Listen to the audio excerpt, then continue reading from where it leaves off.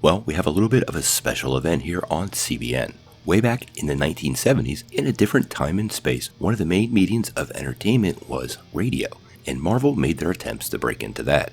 This series will be a presentation of the 1975 Fantastic Four series. Now, not only did the series feature Stan Lee doing the narration, it also featured a pre-Saturday Night Live Bill Murray playing the part of Johnny Storm. Now, the rest of the team was filled out with Cynthia Adler as the Invisible Girl, Bob Maxwell as Mr. Fantastic, and Jim Pappas as the Thing. Each episode is almost word for word taken directly from classic Fantastic Four comics. And if you want to get the rest of this 13-part series, make sure you press that subscribe button and ring the bell. And leave us a little comment and tell us what you think of this classic radio.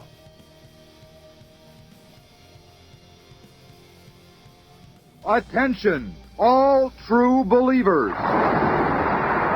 Marvel Comics is on the air. Straight from the pages of the world's greatest comic magazine come the adventures of the Fantastic Four. This week, we'll see the first rematch with a villain from the past, the fearless foursome face, Prince Namor, the Submariner. At last, we meet again. This time, it is on my terms.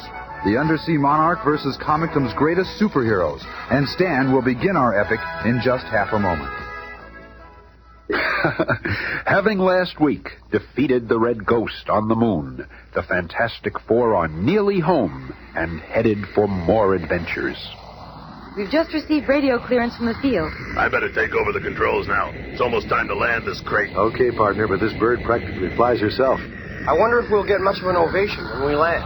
As the mighty moonship prepares to land, the excitement on the ground reaches a fevered pitch as all eyes scan the skies above until...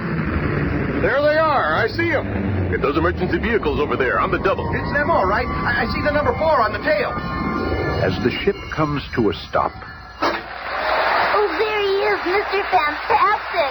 George, help! I can't hold these things back. Oh, I'd die for a lock of his hair. Easy now, girls. Let's not lose our dignity. That boy, too much. I saw him first. No, he's mine. What a shot. Fantastic. Meanwhile, as at every major event, there's someone cashing in on the action. And my fearless wrestler, the Golden Angel, challenges the Thing to a fight to the finish. Did you get all that, boys? I'm all a crummy cornball, so you're the Golden Angel, are you? Well, I ain't fighting you, because you're too tough for me. And Sue Storm has her troubles. But you can't turn this down. A lifetime contract in Hollywood? Don't listen to him, Miss Storm. I'm prepared to offer you a fortune for endorsement of our new deodorant on TV. Oh, leave me alone. Hey, where did she go? Some people just ain't got no gratitude. But finally, they get away from the madding crowd and reach their famous Baxter Building headquarters in Midtown Manhattan. Within a few hours, things are back to normal. There, that ought to wrap up this report to NASA about our new rocket fuel. I'll ask Sue to type it up so we can send it off to Washington by special courier. Oh, there she is, working with my new experimental probing eye. Looks like she's searching the bottom of the sea. So there you are. I've been looking for you. Reed, you startled me. I'm sure I know why. You're still thinking about Submariner, aren't you, Sue? Well, No need to answer. Sometimes I wish you could find him so we could settle things between us once and for all. Anyway, here's that report for NASA. A few minutes later... Strange how no one is ever really master of his own fate. I've always thought I could accomplish almost anything with my scientific talents and my superflex body. The world knows me as Mr. Fantastic, and yet I'm unable to win my most cherished goal. I cannot conquer the heart of the woman I love. But, back in the screening room... I might as well recall the probing eye. The oceans are too vast, too deep, too endless. Submariner could be anywhere. And at a signal from thousands of miles away, the probing device is lifted from the sea and heads back to New York City. This marvel, created by the scientific genius of Reed Richards, is to Sue Storm just a means to contact the monarch of the sea, a means which failed. And in a seedy sanitarium on the outskirts of town, a scene is taking place which will have far-reaching consequences for our fantastic cast of characters. There's no need for you to stay here any longer, sir. You're cured. Oh, I know that. I've been cured for months. I have only stayed here to let the world forget me. But you would not understand that. After leaving the rest home, the strange little man wanders into a city park and begins to whittle, muttering to himself. The fools thought they killed me months ago, but how wrong they were. Now it is time for me to come out of hiding, to plan a fitting revenge for the accursed Fantastic Four. I shall not risk my own neck, however. A scapegoat will do the job for me. But who? Some old enemy. Perhaps the Mole Man or the Hulk. No, the Four beat them in the past, and they might do it again. Dr. Doom once brought them to a standstill, but he's vanished from the earth. Wait, I have it. The ideal tool for my plans. The mighty Submariner. He shall do the bidding of the Puppet Master. Even as the puppet master makes his preparations, many fathoms beneath the sea which is his kingdom, the legendary Submariner, still searching for some trace of his vanished people, finds a startling clue. At last, traces of an unofficial ship. Proof that my people have been here within the past decade. With every new discovery, I come closer to finding my race, the Submariners. It is they I seek to claim my royal heritage. But suddenly, as though struck by some unseen hand, the mighty Prince Namor comes to a sudden stop. Some powerful occult force takes control of his body. Oh, what's happened? Like a man in a trance, he returns to his headquarters, looking neither right nor left. I have a mission to perform. I cannot disobey. The Puppet Master commands it. Upon reaching his private quarters, Submariner flings open heavy drapes and faces the strangest form of undersea life, the wondrous Mento fish, which can sense human thoughts and transmit them to any point on Earth through mental energy. Facing the awesome creature, the only fish of its type in the world, Namor thinks but one thought over and over. Storm, this is Submariner. Meet me. Soon. And following silent instructions whispered in her mind, Sue finds herself at a deserted pier on New York's Lower East Side. I'll stay invisible until I see whether or not it's a trap. No, it couldn't be a trick. It's him. I'd recognize him anywhere. Namor, I've come as you asked. But why don't you speak? Say something. The sea monarch wordlessly moves aside to reveal a fluttering hypnofish behind him, with its single hypnotic eye focused upon Sue. He is under your spell. Now do as I have instructed. And at Namor's command, the amazing creature forms a huge air bubble around the docile figure of Sue Storm, and then... Into the sea with her! Breathe normally until we reach my domicile. Then, to await further instructions from the Puppet Master. And so, having blindly followed her heart, the Invisible Girl has unwittingly set the stage for one of the Fantastic Four's most dangerous adventures, and a grinning figure gloats over his success. And now it is time for step 2 of my plan. The Puppet Master is in his hideout making new effigies. My revenge will be much sweeter if I do not use the Fantastic Four, but leave them free while the Submariner, under my control, defeats them. Meanwhile, back at their skyscraper headquarters, the Fantastic Four are still unaware of the dire danger which awaits them. Hey, how much longer do I have to hold this? Feels like it weighs 10 tons. It does. I'm testing the exact limits of your strength once and for all. Well, tell that blazing brat to stop flying around here or I'm gonna... Hey, who's that over there? It's Submariner! Out of my way! I'm way ahead of you, pal. Hey, what gives? My fireball went right through him. Oh, yeah? Well, my fist won't... What? There's nothing there. just a ghost or something. There's more to this than meets the eye. That's not Namor at all, but a mental projection of him. Remember, that's one of his powers. And I have come to tell you I have Sue Storm as my prisoner. I defy you to invade my Atlas's realm in an attempt to rescue her.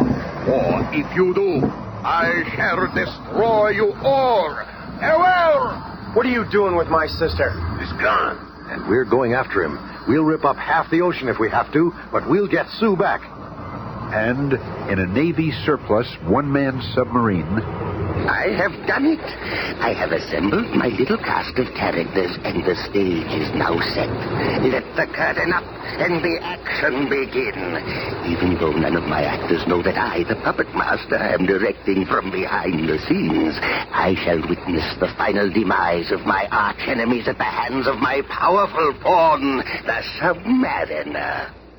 Reed, Ben, and Johnny are aboard the Fantastic Car, heading into the most complex problem of their careers.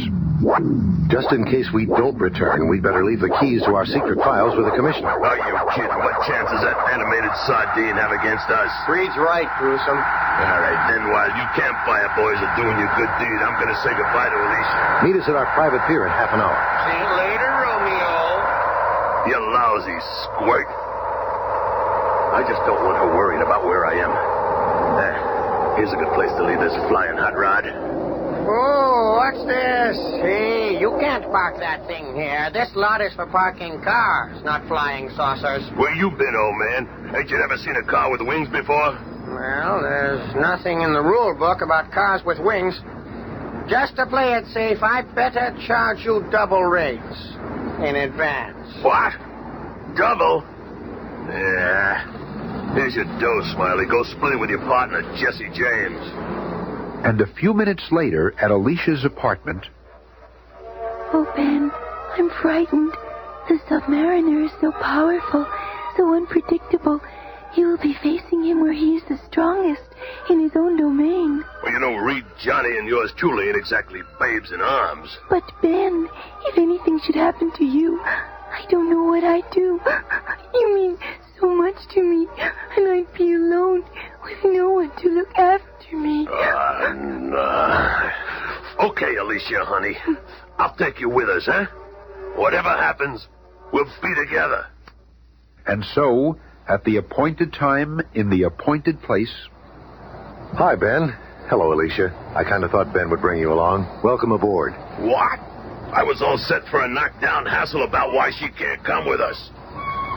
Hey, what's this thing? Admiral Sawyer was good enough to loan us this experimental bathysphere, no questions asked. Let's all get aboard so we can get started. Lots of work ahead.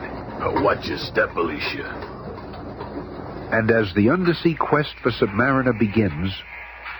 Tell me, how are we going to find Fishman anyway? This is a pretty big ditch. I suspect that he inhabits the very deepest regions of the sea, such as the area we're in now. Be on your guard. He could be observing us this minute. Yeah? Let him observe all he wants. When we find him, I'm going to mop up the ocean floor with him. Why do you all hate him so? But before Alicia's question can be answered... Look at that. We're being attacked by some kind of undersea porcupine. Those quills can't hurt us, but this must only be the beginning. Wait, the ship is starting to spin. We're being swept up in an oceanic tornado. If this keeps up, this bathysphere will be pulled apart. Open the escape hatch, Reed. My flame can help. Good idea, Johnny. What? Don't let him read. He'll drown out there. Don't worry, Thing. By making my flame white hot, I can temporarily turn the water into steam and dispel the spinning currents while my flame lasts. Flame on. There, I did it. The tornado's dissipating, but so's my flame. And I can't hold my breath much longer. The water pressure will crush me. But a strong, supple arm stretches out, and Mr. Fantastic grabs the helpless lad and pulls him into the safety of the bathysphere's interior. We'll be okay after a little rest. Sure, as long as Submariner ain't got some other little cute tricks up his sleeve. So, they've escaped my first traps. Now the battle begins in earnest. Yes, my unsuspecting victims, come closer, just a little closer. Ha! They are trapped by my ally, the giant scavenger crab. And then, it could be minutes or hours later... Reed, Ben, Johnny, and Alicia find themselves in Prince Namor's giant undersea living quarters. You wonder how you came to be here. The scavenger crab gives off a vapor which puts you to sleep. Now you are here and my prisoners. Don't bet on it, Namor. Only time will tell whether you've captured us or we have you. Bah, you do not impress me. Now see the one you so foolishly came to rescue. There. She is confined in an air-filled sphere inside my largest and most prized aquarium, guarded by the mightiest octopus in all the 7 seas. Hey, the octopus is trying to get her. If any harm comes to my sister... Easy, Johnny. There's something strange going on. Submariner loves Sue. He wouldn't... Let's take him. I will battle each of you, but one at a time, as is the custom of my people. Who will be first? I will, you fishy creep. Flame on! I am prepared for your torch. There is an undersea creature which devours any kind of heat, and this is it. I shall defeat your friend finally with this heat eater. Oh, I'm getting weak. It's working. The creature absorbs your heat like a sponge takes up water. Oh, no. I'm going to fall. The human torch. Ah, look at yourself. All that remains is for me to finish you with my bare hands. Oh, no, you don't, my face. That brave little kid is worth a dozen double crosses like you. Prince Namor is not a puny surface person that cringes at the sound of your voice. Hey, you slippery eel, come back here and fight. I'll fight you, ugly one, never fear, but on my terms. Here, a small token of my wish. Yeah! It's razor sharp. My dagger needle coral is not to your liking. Perhaps this deep-sea fungus will suit you better. Come over here and fight, you wimp. Hey, what's this? Ah, didn't I tell you that one piece of fungus grows and spreads out over any living thing it touches? Soon it will engulf your entire body as it grows harder and harder. There. I have beaten you. You are trapped in a living prison from which there is no escape. Did anyone ever tell you you talk too much? Good work, big fella. I'll go after him while you rescue Susan. Right. You stay here, Alicia, honey, and I'll bring you back some octopus pie. Be careful, Ben.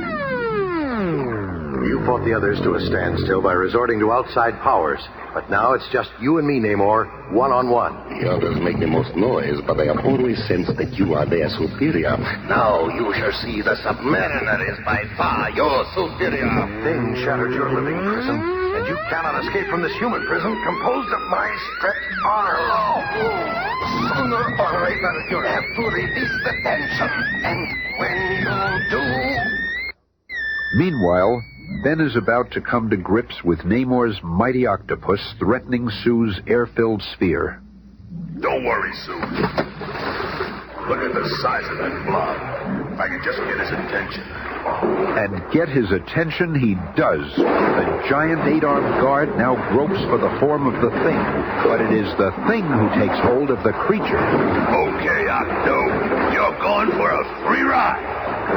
Then, as the mindless monster goes hurtling to the top of Namor's enormous sanctum sanctorum, Ben rushes to Sue's chamber and pulls her to safety.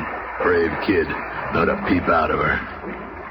But another pair of eyes are focused on this tense scene. Bah! The Fantastic Four are more powerful than I thought. Even in his own undersea lair, Submariner may be beaten by the accursed Four. I can no longer let events take their natural course. Now that the girl is free, Mr. Fantastic has released Namor. The Submariner has not yet attempted to kill them, only defeat them. So long as I hold your effigy, Prince Namor, you must do my bidding. You are to slay the Fantastic Four, just as I have toppled their puppet images. And what comes of this toppling of the Fantastic Four's effigies by the Puppet Master? In the Submariner's lair... Namor, let's stop this struggle. Why have you turned against Sue? Stay back. I must slay you. All of you. Now. I have no choice. Ben, dear, although I cannot see, I sense another sinister presence here. like the presence of my stepfather. The puppet master? That would explain it. But how? He's dead, ain't he? This brand is my ultimate weapon. Who are you trying to get? Looks like cattails. This releases a gas that no surface human can tolerate. Release the fumes. I command you. I must release these fumes. They are your enemies. You are my enemies. I must kill you. You are under my power. You must do my bidding. It is you or me. I must destroy you. All of you, stay behind me. I ain't so easy to kill, and I'll give you some time. That's it, Thing. You keep him busy while I take some preventative measures. No! Can't kill! Wait. I intend to release the fumes. What's controlling me? And as the vapors clear... You are still alive. But no one can survive exposure to those gases. Not even you. You think we'd be unprepared for such a threat as that? These oxygen packets work great. Here, Alicia, I'll help you with yours. Now, Namor, for the final reckoning. It's clobbering time! Flame on. I want him first. Wait, listen to me. He doesn't know what he's doing. What, Alicia? What are you doing? Alicia's right. He's under some sort of evil influence. Stand aside, woman. They do not frighten Prince Namor.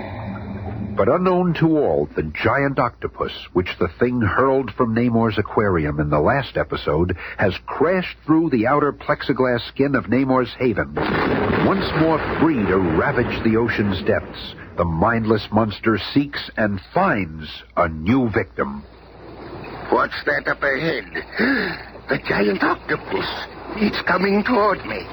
Too late to change course. I'll construct a special effigy. It is coming closer, but no one shall defeat the puppet master. Just another But second you or cannot two. control the mind of a It's too mindless late. creature. He's going to crush the ship.